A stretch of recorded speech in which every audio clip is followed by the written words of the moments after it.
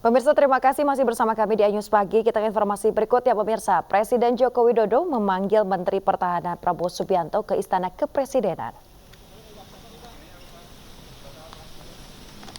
Prabowo menyebutkan kedatangannya ke istana untuk melaporkan Jokowi mengenai sejumlah hal. Dalam pertemuan yang berlangsung pada Senin siang tersebut, Prabowo mengaku memberikan laporan terkait pertahanan. Ketua Umum Partai Gerindra tersebut mengaku tidak ada pembicaraan tentang politik saat bertemu Presiden Jokowi. Oke, makasih Pak. Saya melaporkan beberapa hal di bidang saya, ya, terutama perkembangan di bidang pertahanan, perkembangan dalam industri pertahanan, dan perkembangan hubungan kita dengan beberapa negara di bidang pertahanan dan juga perkembangan geopolitik. Pemirsa, kader PDI Perjuangan Effendi Simbolon kemarin siang memenuhi panggilan Dewan Kehormatan DPP PDIP. Pemanggilan tersebut merupakan buntut dari pujian terhadap Prabowo Subianto saat menghadiri Rakernas Marga Simbolon.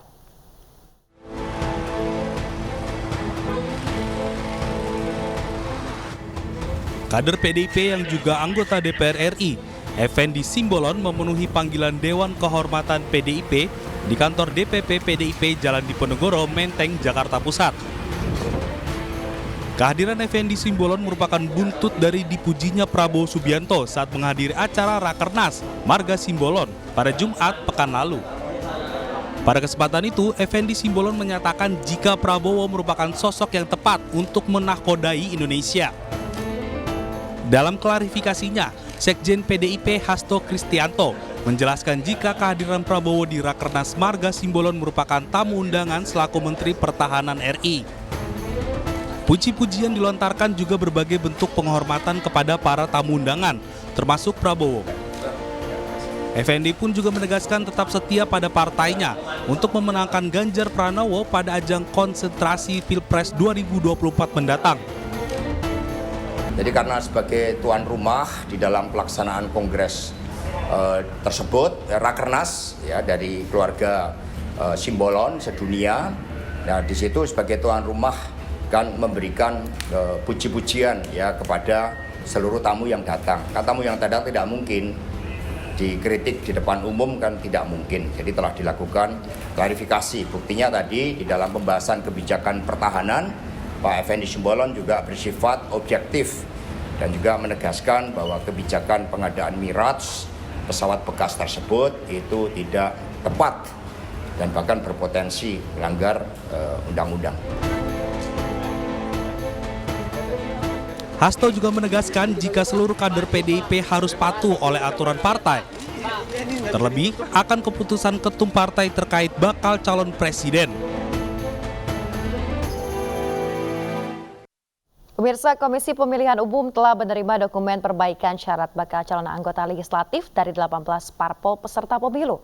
Selanjutnya KPU akan melakukan verifikasi dokumen perbaikan syarat bacalek.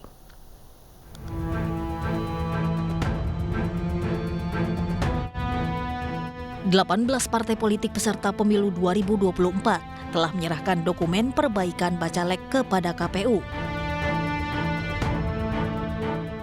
KPU memastikan penyerahan dokumen perbaikan bacalek di setiap tingkatan berjalan lancar.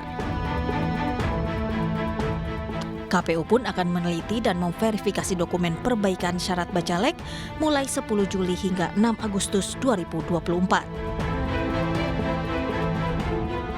Alhamdulillah sampai dengan batas waktu yang ditentukan, dari 18 partai politik peserta pemilu 2024 sudah menyerahkan semua dokumen perbaikan syarat sesuai dengan hasil verifikasi di tahap pertama kemarin.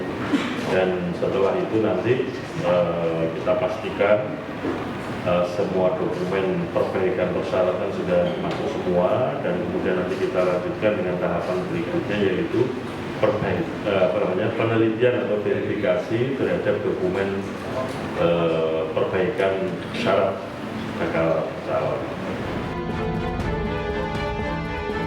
Nantinya hasil verifikasi akan diumumkan melalui daftar calon sementara pada tanggal 19 hingga 23 Agustus 2024. Dari Jakarta, Tim Liputan iNews melaporkan. Pemirsa, Ketua Umum Partai Golkar Erlangga Hartarto membantah isu bahwa Dewan Pakar Golkar akan mengevaluasi ihwal pencapresan dirinya di Pilpres 2024 mendatang. Hal ini disebabkan arah pencapresan Golkar yang belum jelas hingga saat ini usai Musyawarah Nasional 2019 yang memutuskan Ketua Umum Erlangga sebagai calon presiden.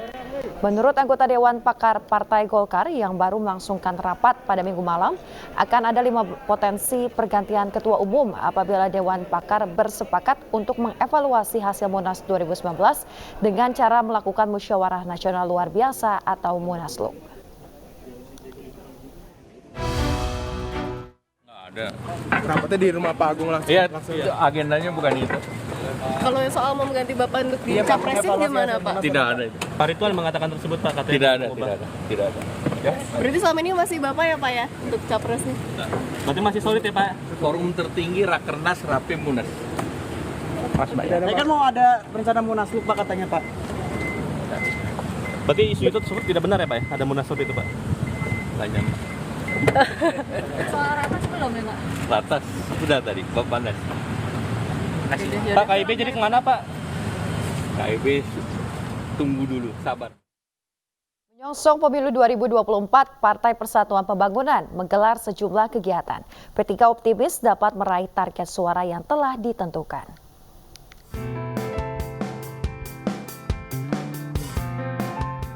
Jelang pemilu 2024, DPP Partai Persatuan Pembangunan menggelar rapat Badan Pemenangan Pemilu atau Bapilu Nasional di Jakarta.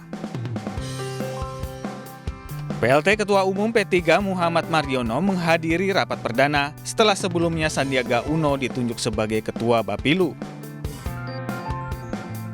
Menurut Mardiono, tugas Bapilu adalah menggerakkan serta mengontrol kerja politik para tokoh di masing-masing dapil.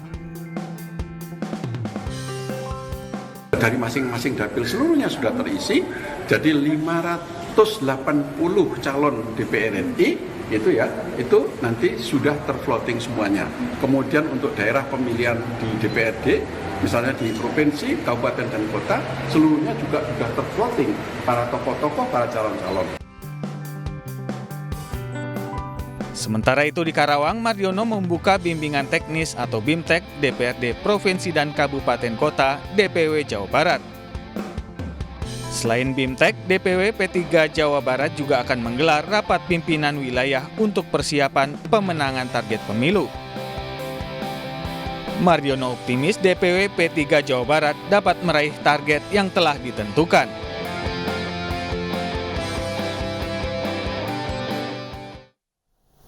Relawan Jokowi, Laskar Rakyat Jokowi mengalihkan dukungannya kepada Ketua Umum PKB Muhaimin Iskandar untuk menjadi calon presiden atau calon wakil presiden 2024. Muhaimin Iskandar atau Caimin dianggap layak dicalonkan karena memiliki dukungan Nahdien yang cukup besar.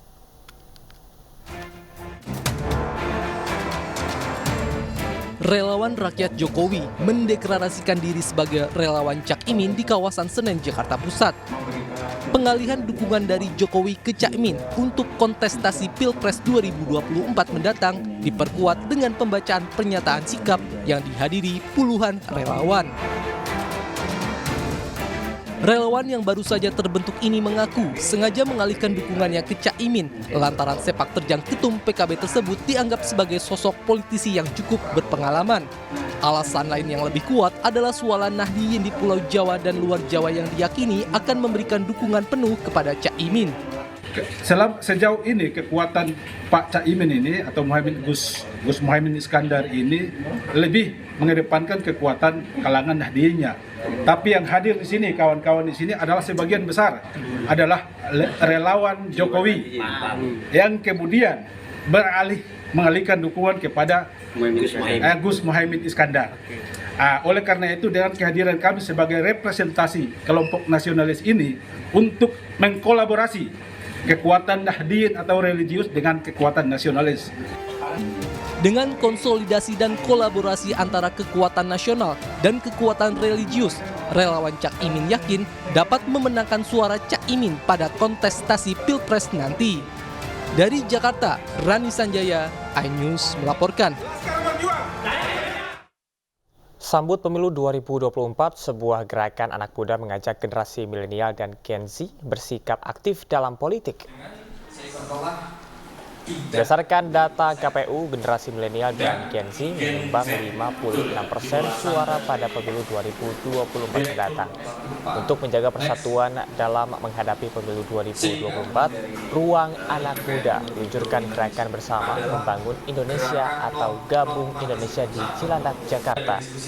Gerakan ini bertujuan untuk mendorong generasi milenial dan Gen Z berpartisipasi dalam pemilu 2024 dengan bingkai persatuan.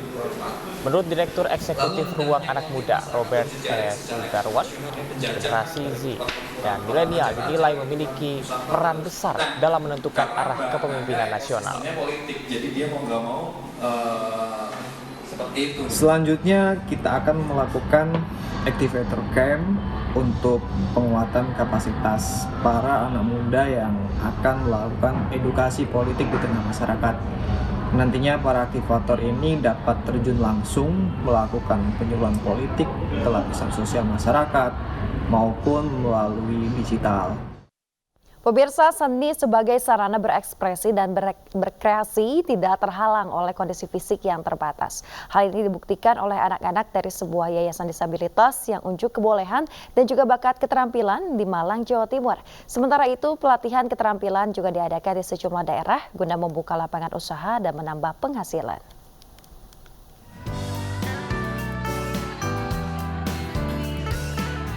Keterbatasan bukan suatu hambatan bagi kaum difabel untuk berkreasi dan menunjukkan kebolehan mereka.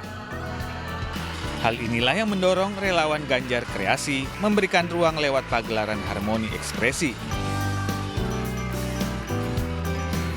Berkolaborasi bersama Yayasan Disabilitas Warung Inklusi, puluhan difabel menampilkan bakat mereka, mulai dari tarian hingga bernyanyi, serta memamerkan hasil karya seperti lukisan dan kaligrafi.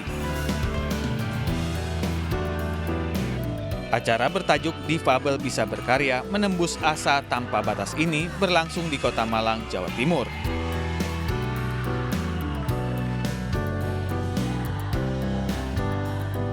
Sementara itu, relawan Sri Kandi Ganjar menggelar kegiatan bertema Belajar Seni Tari dan Mengenal Budaya khas tarian Sumatera Selatan berkolaborasi dengan Sanggar Tari Bagja. Kegiatan diselenggarakan di Dapur Kebun Ratau Panjang, Kecamatan Buairawan, Kabupaten Oku Selatan. Melalui tari-tarian, para milenial diharapkan dapat mengenal dan mencintai seni budaya khas Sumatera Selatan.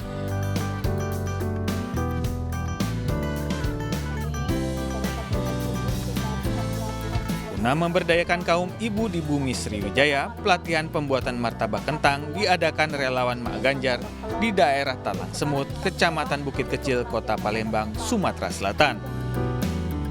Pelatihan digelar karena adanya kebiasaan warga yang lebih memilih membeli makanan secara daring ketimbang membuatnya sendiri. Lewat pelatihan ini, para peserta nantinya bisa membuka usaha untuk menambah penghasilan, sekaligus memajukan sektor UMKM di Palembang.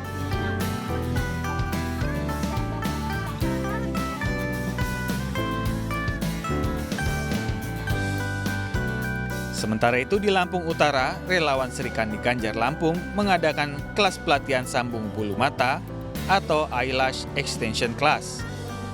Para peserta diperkenalkan beragam alat dan diajari tahap-tahap memasang sambungan bulu mata oleh praktisi profesional. Saat ini pemakaian sambung bulu mata sudah menjadi tren di kalangan perempuan milenial. Sehingga harapannya setelah mengikuti kelas pelatihan, para peserta dapat membuka peluang usaha di sektor kecantikan untuk menambah penghasilan.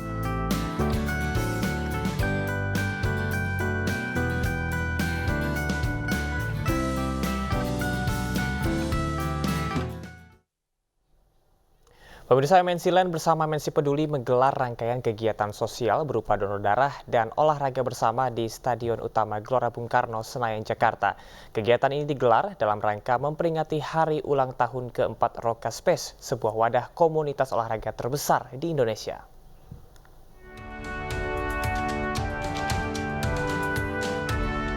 Memperingati HUT ke-4, komunitas olahraga Roka Space menggelar aksi sosial donor darah di Stadion Utama Gelora Bung Karno, Senayan, Jakarta Pusat. Dengan menggandeng MNC Land, MNC Peduli dan Palang Merah Indonesia Kabupaten Sukabumi, donor darah yang diperuntukkan bagi masyarakat umum ini mengumpulkan ratusan kantong darah. Target hari ini dari panitia kami minta untuk 200 orang peserta. 200 kantong ya? 200 kantong kita yang siapkan hari ini. Alhamdulillah hari ini animo masyarakat yang ada giat di GBK ini dalam giat peduli MNC Peduli sangat antusias sekali dalam kegiatan donor. Hari ini targetnya sekitar 100 orang peserta, tetapi komunitas yang hadir untuk serangkaian itu bisa lebih dari 1.000 orang. Harapannya adalah MNC Land dan MNC Peduli memberikan kontribusi positif kepada masyarakat dalam hal bidang kegiatan olahraga dan sosial, terutama dalam donor darah. Alhamdulillah juga ini di tahun keempat, itu 3 tahunnya kan pandemi ya. Tapi alhamdulillah ini di tahun keempat ini kita sudah mulai kembali dan bahkan lebih tinggi lagi kesadaran masyarakat untuk menjalankan gaya hidup sehat atau berolahraga. Selain donor darah, puncak HUT ke-4 Roka Space juga diisi dengan kegiatan lari 4 km di GBK, senam Zumba, dan diakhiri dengan olahraga Ponfit yang turut diramaikan komunitas Ponfit with MNC Squad. Olahraga dengan gerakan seperti menabuh drum ini tengah digemari masyarakat. Melalui rangkaian kegiatan positif ini diharapkan dapat memberikan kontribusi positif kepada masyarakat. Dari Jakarta, Indra Setiabudi, iNews melaporkan.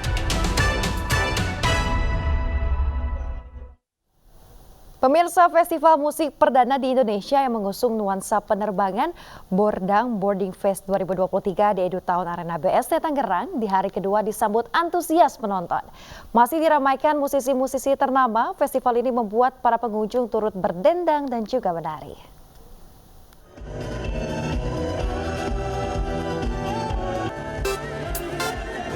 Hari kedua penyelenggaraan Bordang Boarding Fest 2023 juga tak kalah spesial jika dibandingkan dengan hari pertama. Dengan kehadiran sederetan band ternama seperti Private Number, Hi-Fi, dan juga The Massive, pegelaran Bordang Boarding Fest di hari kedua ini sukses membuat EduTown Arena BSD bergoyang. Selain menghadirkan sejumlah musisi kenamaan, Bordang Boarding Fest juga menghadirkan nuansa yang berbeda dengan mengusung tema penerbangan. Kalian sudah datang ke sini bayar tiket betul? Memang kita secara proyeksi besarnya memang ini nantinya akan kita bawa juga ke kota-kota lain mungkin. Kita akan landingkan boarding ini di kota-kota lain. Kota-kotanya apa aja mungkin nanti bisa pantengin aja ke akun Instagramnya Bordang Boarding Fest. Silakan dikunjungin, nanti kita akan kasih informasi-informasinya di situ. Jadi memang kita akan buatin secara periodik gitu. Salah satu band pengisi acara di hari kedua, Hi-Fi, mengatakan antusias penonton begitu tinggi dan itu bisa dirasakan dari atas panggung. Mereka berharap hadirnya Bordang Boarding Fest ini menjadi salah satu pilihan hiburan bagi pecinta musik tanah air.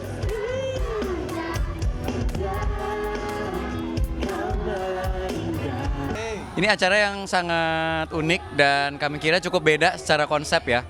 Mudah-mudahan bisa jadi inspirasi buat para pelaku event yang suka bikin festival, bahwa sekarang festival banyak sekali, sepertinya cukup penting untuk membuat perbedaan. Penonton hari ini luar biasa, seperti biasa walaupun di bawah terik matahari, cuman mereka masih lepas bernari, lepas bernyanyi, seperti nggak ada tekanan apa-apa, dan kita dari atas panggung sangat merasakan energi penonton yang sangat luar biasa besarnya ya. Jadi kita sangat bersyukur teman-teman mau bernyanyi dan bersenang-senang hari ini. Dan kita membawakan tadi berapa ya? 9.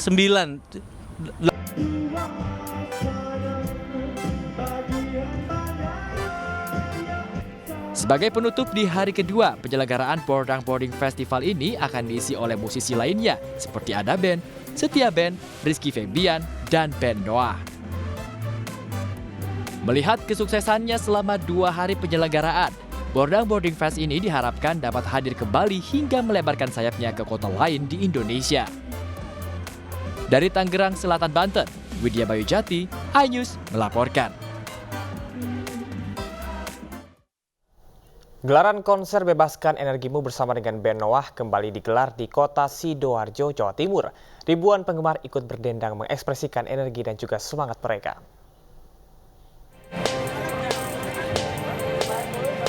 Minuman berenergi Krating Deng kembali menggelar konser Bebaskan Energimu bersama band ternama Noah. Kali ini Ariel dan kawan-kawan menyambangi kota Sidoarjo bersama dengan Krating Deng.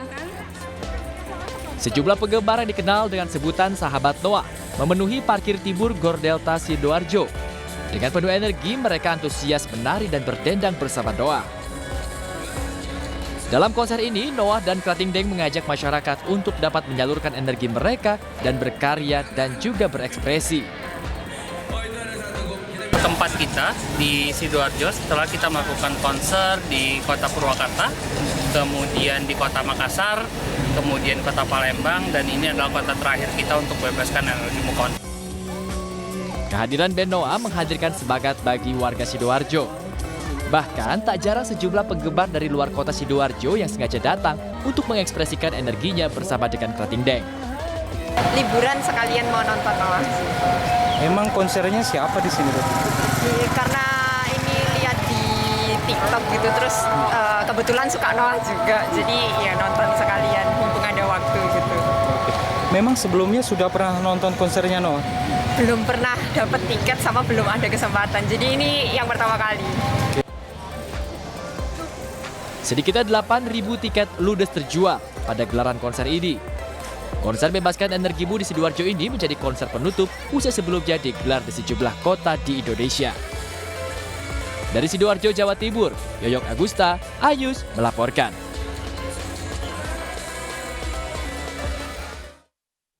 Pemirsa, seiring banyaknya perusahaan yang meminta surat keterangan catatan kepolisian atau SKCK bagi calon karyawan dan pegawai baru, permintaan SKCK kian meningkat.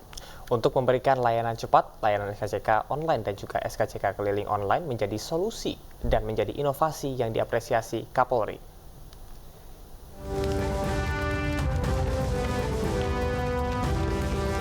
Pembuatan surat keterangan catatan kepolisian SKCK bagi siapapun yang membutuhkannya kini tidak perlu menunggu waktu yang lama. Di Sidoarjo, Jawa Timur, jajaran kepolisian Polresta Sidoarjo memberikan layanan SKCK online dan SKCK keliling online bagi pemohon SKCK.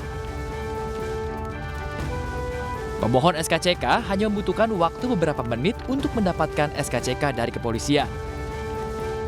Dengan mengisi data secara online, pemohon bisa langsung mendapatkan SKCK di mall layanan publik yang ada di Mapolresta Sidoarjo atau sejumlah polsek di jajaran Polresta Sidoarjo.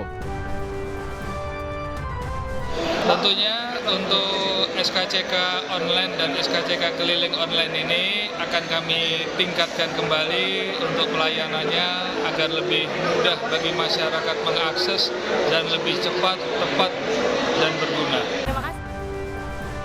Inovasi layanan SKCK online dan SKCK keliling online yang kini gencar dilakukan Polresta Sidoarjo ini mendapat apresiasi dari Kapolri selaku pimpinan tertinggi Kepolisian Negara Republik Indonesia. Di sela Giat Musrenbang Polri tahun 2023, Kapolri Jenderal Polisi Listio Sigit Prabowo memberikan penghargaan kepada Polresta Sidoarjo untuk kategori inovasi pelayanan publik terbaik 2023. Dari Sidoarjo, Jawa Timur, Pramono Putra, iNews melaporkan.